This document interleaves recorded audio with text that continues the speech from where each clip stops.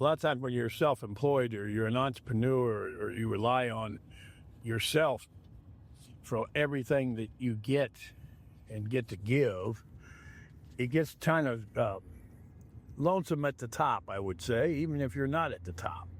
And what I mean by that is, every year you start in the financial world anyway, you start over every January, and then you compete with your peers, or you compete with yourself, or whatever it is that you compete with. It starts over every first of the year, at least in my world.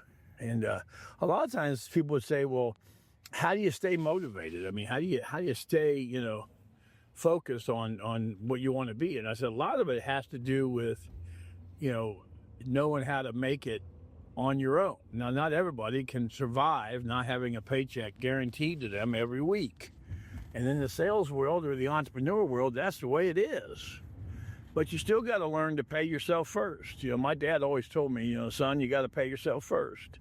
And then make sure you have your wherever you're going to live paid next, because you got to have a roof over your head. And then keep going that way. And things that are important will come in line. And he was right.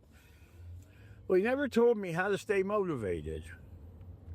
And my dad, you got to understand, my dad was an orphan. My dad was in and out of foster care. My dad didn't have a whole lot of much growing up. Spent 6 years in the Army, came out, and 10 years of my life, he went to school and worked a couple of jobs and put himself in a position to where he ended up in life being a entrepreneur.